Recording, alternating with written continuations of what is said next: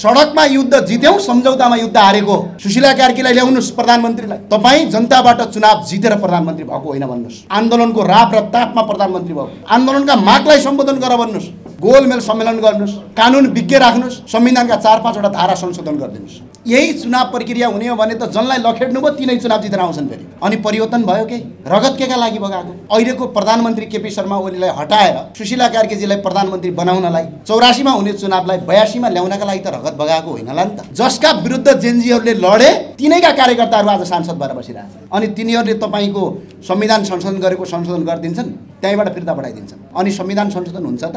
संविधान संशोधन गर्नका लागि 184 सिट चाहिन्छ। कि त सुशीला कार्कीले जुन दिन प्रधानमन्त्री हुनुभयो त्यो दिन अन्तरिम संविधान जारी गर्नु पर्थ्यो। अन्तरिम संविधान जारी भएन। तर जेनजी प्रतिनिधिका जो प्रमुख हुनुहुन्थ्यो उहाँको कुरा सुनेको, संविधान फालेपछि त देशै सकिन्छ भन्नुभयो। अन्तरिम संविधान पटक पटक नेपालमा जारी भएका छन्। 2007 साल चैत्र 17 गते अन्तरिम संविधान जारी भएको छ। 2063 साल माघ 1 गते अन्तरिम संविधान जारी भएको छ नेपालमा। अहिले पनि अन्तरिम संविधान जारी गर्न सकिन्छ। देशको प्रधानमन्त्री भागिरहेको थियो, देशको गृहमन्त्रीले राजीनामा दिइसक्नु भएको थियो, मन्त्रीहरूले भगाभग राजीनामा दिने चलन आइसकेका थियो, राष्ट्रपति पनि कुन्दुलोमा लुके अत्तो पत्तो थिएन। प्रत्यक्ष निर्वाचित कार्यकारी प्रधानमन्त्रीमा जाने, प्रदेश संरचनालाई खारेज गर्ने, गैर दलीय स्थानीय तह कायम गर्ने, संवैधानिक आयोगमा राजनीति नियुक्तको अन्त्य गर्ने, अनलाइन भोटिङ सिस्टम गर्ने र चुनावमा जाँदाखेरि अहिले म्याद हद घटाउने। फेरि आन्दोलन हुन्छ यसले, कसरी हुँदैन? माग के थियो? त्यो 75 जना मरेका मान्छेलाई सोध, जो घाइते हुन् तिनीहरूका पीडितलाई सोध, जो मरे आज तिनका परिवारलाई सोध न के थियो माग। सबभन्दा पहिला माग थियो प्रत्यक्ष निर्वाचित कार्यकारी प्रधानमन्त्री। दोस्रो माग थियो यो देशको सबभन्दा बढी आज खर्च केमा आउँछ भन्ने कुरा यहाँ अर्थविज्ञहरूलाई सोध्नुस् तपाईले। आज 1 वर्षमा 4 खरब भन्दा बढी पैसा आज प्रदेशका नाममा खर्च हुन्छ। यो देशको आवश्यकता नै होइन, त्यो प्रदेश पालिराखेको छ। हुँदा हुँदा त मलाई अचम्म के लाग्यो भने त्यो राजनीतिक वार्ता गर्न गएका साथीहरूले राजनीतिक ज्ञानको कमीले गर्दा आज यो सफलताको सिडी चढ्न सकिएन। जो जेनजी भनेको छ उनीहरू मभन्दा 4 वर्ष जेठो रहेछ। अब म चाहिँ जेनजी कसरी भइन फेरि है? अब अचम्म कुरा के, अब मैले 32-33 को भइयो। जेनजीको नेता जनले सुशीला कार्कीजीलाई प्रधानमन्त्री बनाउनु भयो, उहाँहरू 38 वर्ष 36 वर्षको हुनुहुन्छ होइन, 36-38 को हुनुहुन्छ। त्यो भने यो उमेर समूहको कुरा हो। सबभन्दा पहिला यो एउटा उमेर समूहको कुरा हो, यो कुनै पार्टी होइन, कुनै दल होइन। सबभन्दा पहिलो कुरा आज वास्तविक जेनजीहरूको मुद्दा के थियो त? वास्तविक जेनजीहरूको मुद्दा केपी शर्मा ओलीलाई हटाएर सुशीला कार्कीलाई प्रधानमन्त्री बनाउनु मात्रै थियो कि यो देशमा सुशासन कायम गर्ने, भ्रष्टाचार अन्त्य गर्ने, रोजगारी सिर्जना गर्ने थियो त? यो विषयवस्तु चाहिँ अब हुनुपर्छ। किनभने सामान्य यो आन्दोलन होइन र यो आन्दोलन जेनजीहरूको केही मागमा भयो, तर त्यहाँ आन्दोलनमा सबै जेनजी होइन, सबै नेपाली नागरिकहरूको साथ र सहयोगमा यो आन्दोलन प्राप्त भएको। तर त्यो आन्दोलनको उद्देश्य के थियो? 84 मा त चुनाव हुँदै थियो, 84 को चुनाव 82 मा ल्याउनका लागि त पक्कै मान्छेहरू मरेका होइनन् के अरे? राजनीतिक मुद्दाहरू के हुन्? आज यो देश बर्बाद यदि केही कारणले भएको छ भने हाम्रो देशभित्रका संविधानका केही धाराले भएको छ। आज कोही साथीहरू भन्दै थिए, अस्ति मैले पत्रकार सम्मेलनमा सुने पनि थिएँ, प्रत्यक्ष निर्वाचित कार्यकारी प्रधानमन्त्रीमा अबको चुनाव हुन्छ भन्छन् जेनजी अगुवा साथीहरू। मेरा प्रिय साथी हो, संविधान अध्ययन गरिदेऊ। अब त्यो त दूरको सपना भइसक्यो। किनभने प्रत्यक्ष निर्वाचित कार्यकारी प्रधानमन्त्री नेपालको संविधानको धारा 76 ले भन्छ। त्यो धारा 76 ले प्रधानमन्त्रीको व्यवस्था गरेको छ। त्यो धारा खारेज नहुँदासम्म प्रत्यक्ष निर्वाचित कार्यकारी प्रधानमन्त्रीमा अबको चुनाव हुँदैन। अहिलेको सरकारसँग जेनजी साथीहरूले गर्नुपर्ने एउटा माग के छ भने यो तपाईहरूले जितेको हो।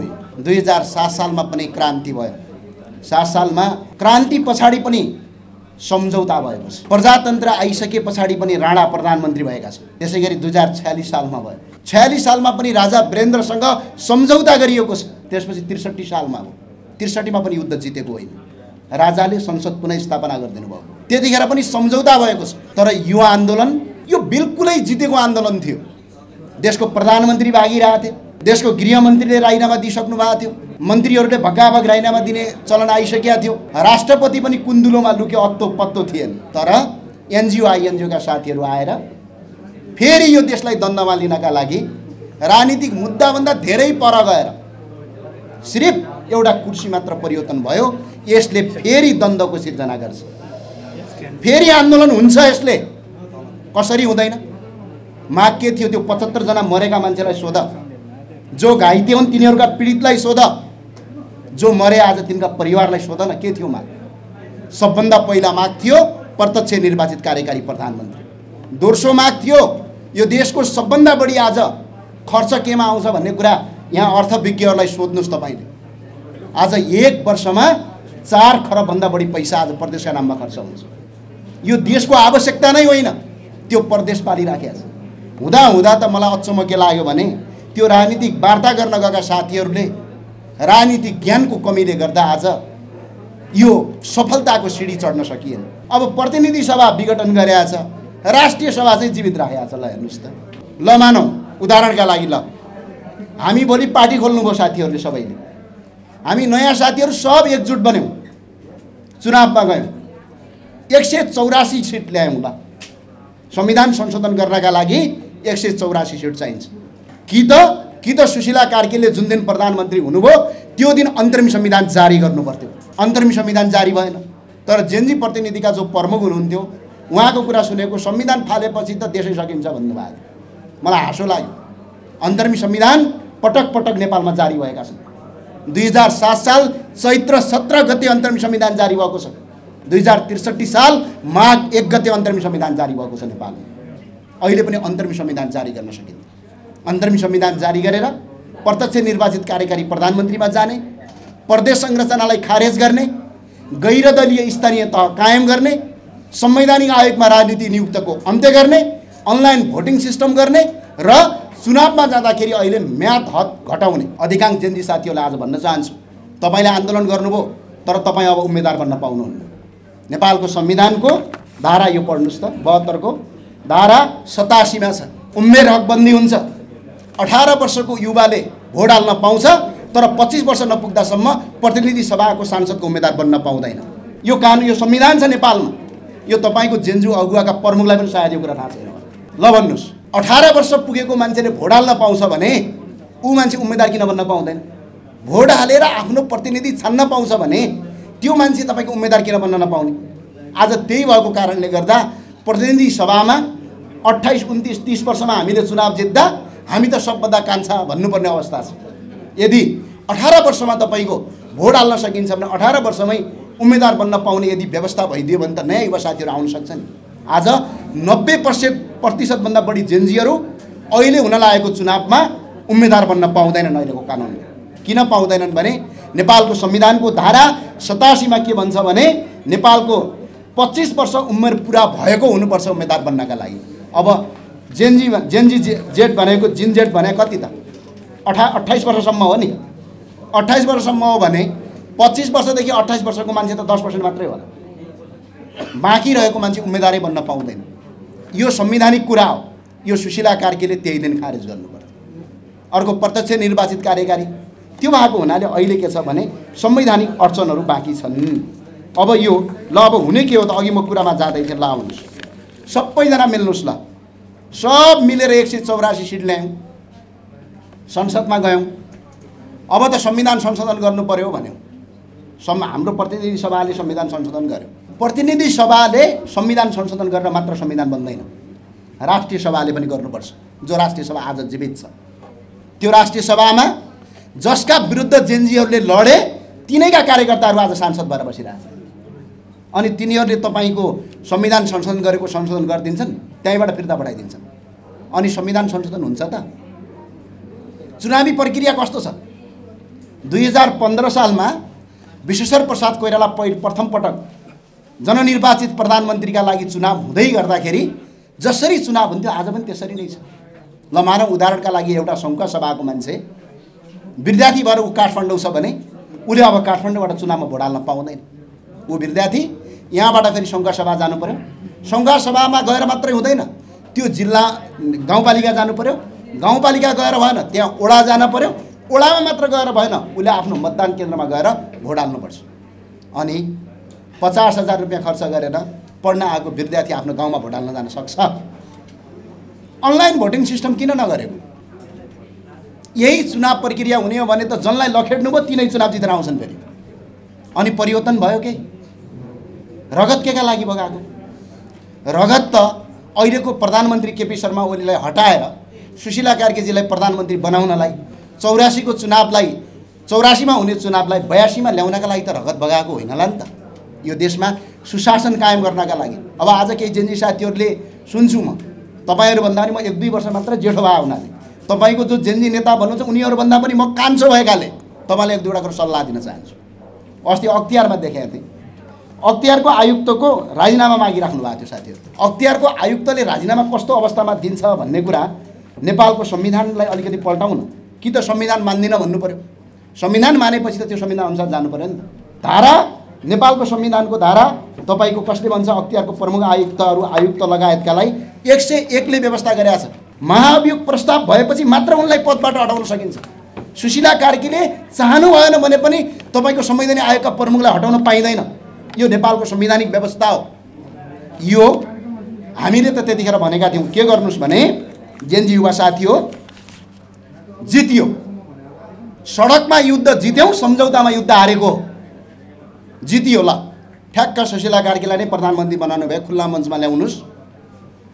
5-6वटा बुदा, प्रत्यक्ष निर्वाचित कार्यकारी प्रधानमन्त्री, प्रदेश संरचना खारेजी, स्थानीय तहमा गैर दलीय चुनाव गराउने, संवैधानिक आयोगमा राजनीतिक नियुक्ति बन्द, अनलाइन भोटिङ सिस्टम र नेपालको संविधानको धारा 87लाई खारेज गरेर 18 वर्षको उमेर हकबन्दी, भोट हाल्न पाउने मान्छे उम्मेदवार पनि बन्न पाउने, यतिवटा धारा र 1-2वटा अरू विज्ञसँग बसेर अन्तर्मी संविधान जारी गर्नुहोस्। राष्ट्रपतिबाट शपथ खाने होइन, राष्ट्रपति पनि बाइकट भइसक्यो। अनि के गर्नुहोस्, 4-5वटा धर्मगुरु, हिन्दू, बुद्ध, किराँत, मुस्लिम लगायतका धर्मगुरुको हातबाट सुशीला कार्कीलाई शपथ खुवाउनुहोस् खुल्ला मञ्चमा, अन्तर्मी संविधान जारी गर्नुहोस्। त्यसो भयो भने अब आउने चुनाव पनि हामी केमा जान्थ्यौँ, प्रत्यक्ष निर्वाचित कार्यकारी प्रधानमन्त्रीमा जान्थ्यौँ।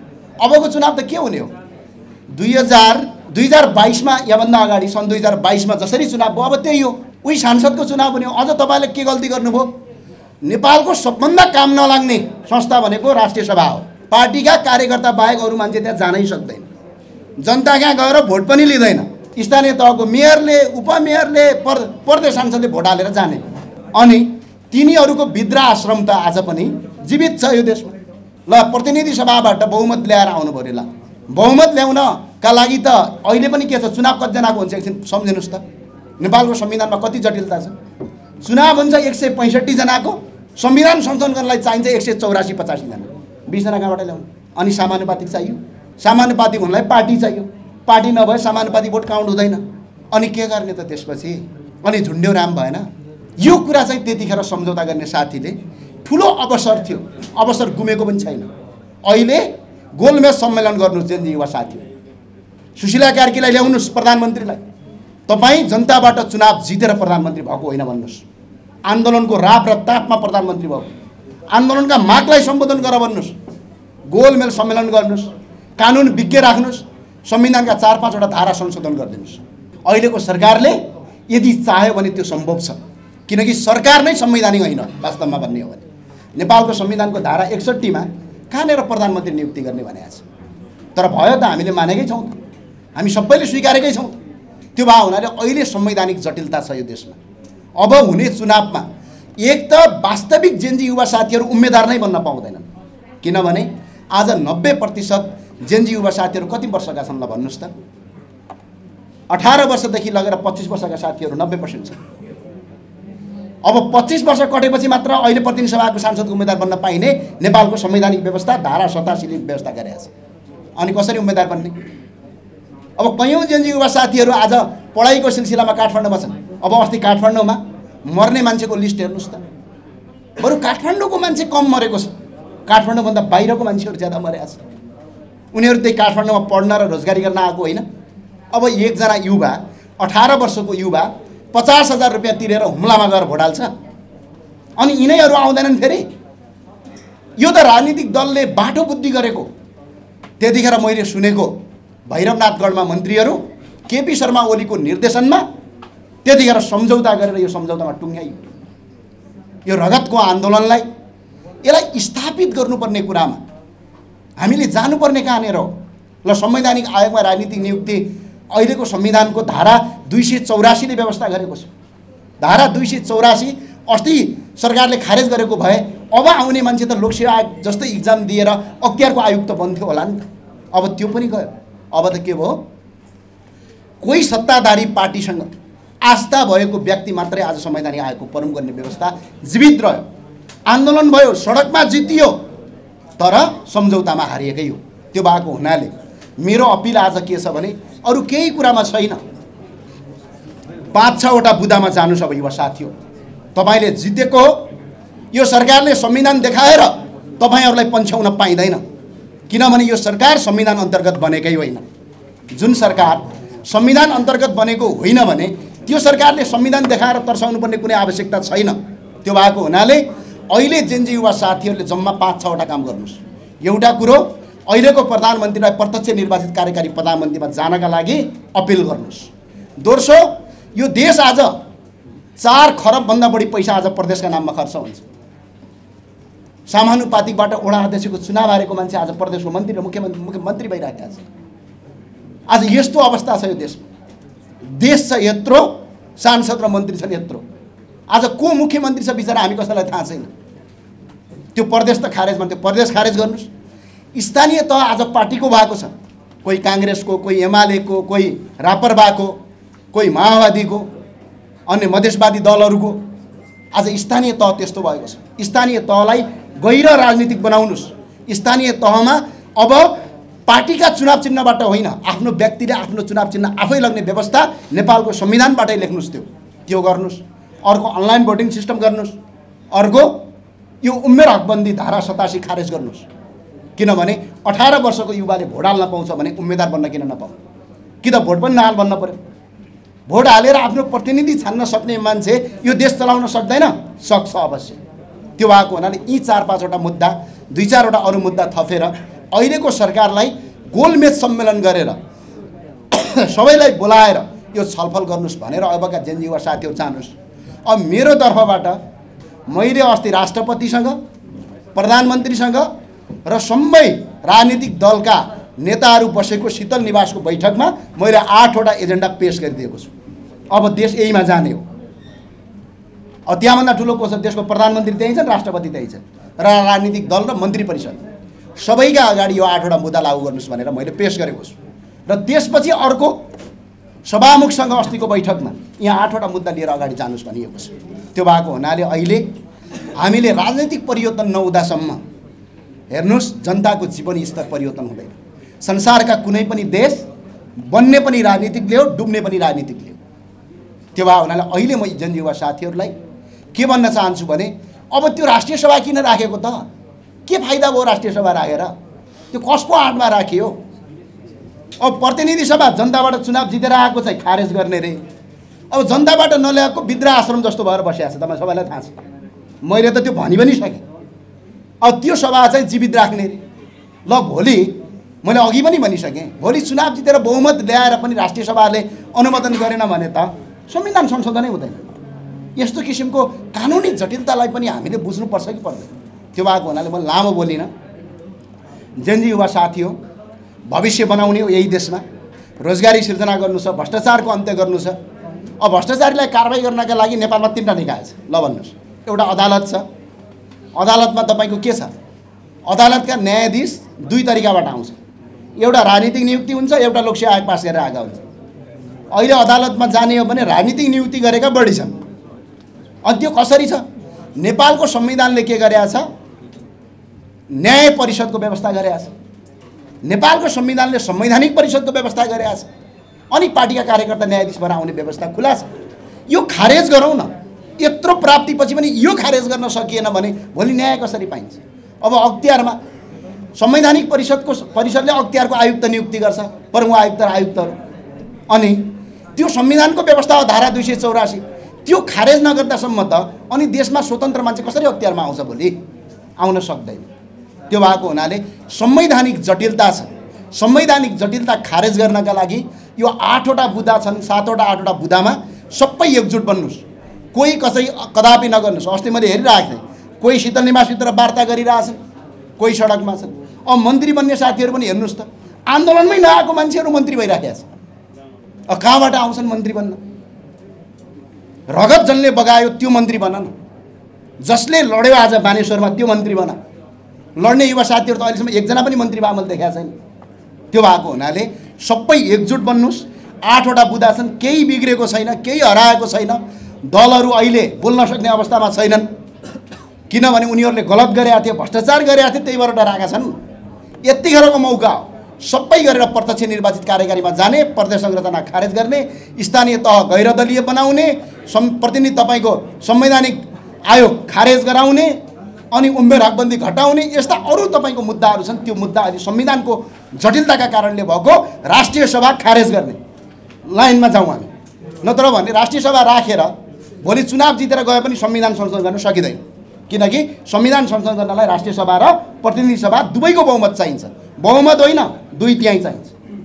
यतिसम्म पनि कानुनी ज्ञान यदि युवा साथीहरूले बुझेर हामी गएनौँ भने त जटिलता आउँछ। सुशीला कार्कीको सरकारलाई चुनाव गराउन मात्र केन्द्रित नगराउनुहोस्। चुनाव गराएर के हुने हो ल भन्नुहोस्? हुन्छ के?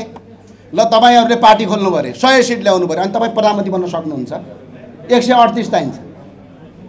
खै त 88 सिट ल्याएको नेपाली काङ्ग्रेस अघिल्लो पटक झुन्डे राम भए होइन नि त यिनीहरू?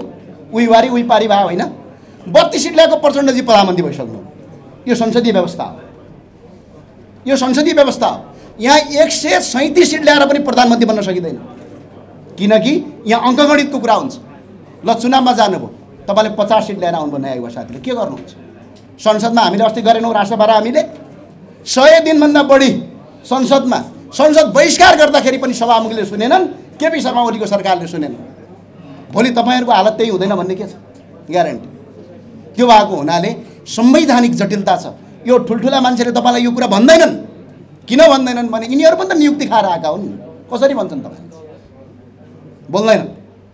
त्यो भएको हुनाले अहिले स्पष्टका साथ अहिलेको सरकारलाई चुनाव मात्र गराउने होइन, यो देशमा प्रत्यक्ष निर्वाचित कार्यकारीमा, प्रदेश संरचना खारेजमा, गैरदलीय स्थानीय तहमा, राष्ट्रिय सभा खारेजमा अबको यो मुद्दाका साथ अगाडि बढ्नुहोस् र गोलमेल सम्मेलन गर्नुहोस्। सबैको साथ लिनुहोस्। बुद्धिजीवीहरू छन्, ठुल्ठुला प्रोफेसरहरू छन्, उहाँ सबैको साथ लिएर अगाडि बढ्नुहोस्। मेरो यही शुभकामना छ।